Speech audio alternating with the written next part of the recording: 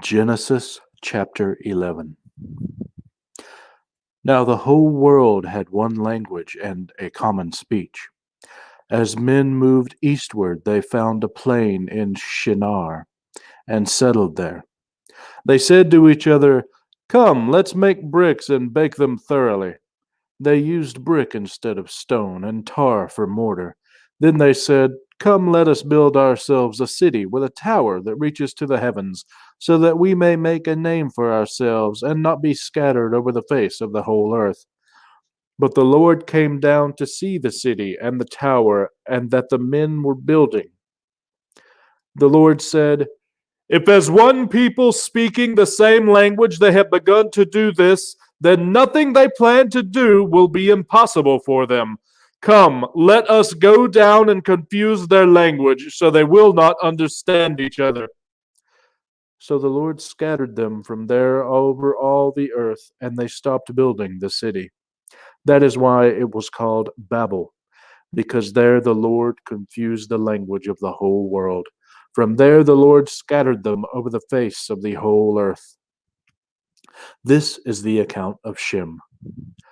2 years after the flood, when Shem was 100 years old, he became the father of Arphaxad. After he became the father of Arphaxad, Shem lived 500 years and had other sons and daughters.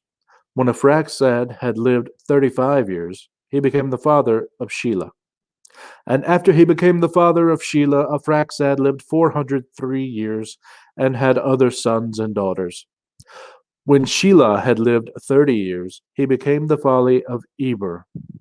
And after he became the father of Eber, Shelah lived 403 years and had other sons and daughters. When Eber had lived 34 years, he became the father of Peleg. And after he became the father of Peleg, Eber lived 430 years and had other sons and daughters. When Peleg had lived 30 years, he became the father of Reu. And after he became the father of Reu, Peleg lived 209 years and had other sons and daughters. When Reu had lived 32 years, he became the father of Serug. And after he became the father of Serug, Reu lived 207 years and had other sons and daughters. When Serug had lived 30 years, he became the father of Nahor. After he became the father of Nahor, Serug lived 200 years and had other sons and daughters. When Nahor had lived 29 years, he became the father of Terah. After he became the father of Terah, Nahor lived 119 years and had other sons and daughters. After Terah had lived 70 years, he became the father of Abram, Nahor, and Haran. This is the account of Terah. Terah became the father of Abram, Nahor, and Haran. And Haran became the father of Lot. While his father Terah was still alive, Haran died in Ur of the Chaldeans, in the land of his birth.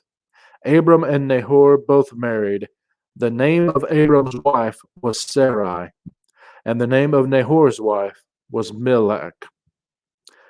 She was the daughter of Haran, father of both Milcah and Iscah. Now Sarai was barren, she had no children. Terah took his son Abram, his grandson Lot, son of Haran, and his daughter-in-law Sarai, the wife of his son Abram, and together they set out from Ur of the Chaldeans to go to Canaan. But when they came to Haran, they settled there.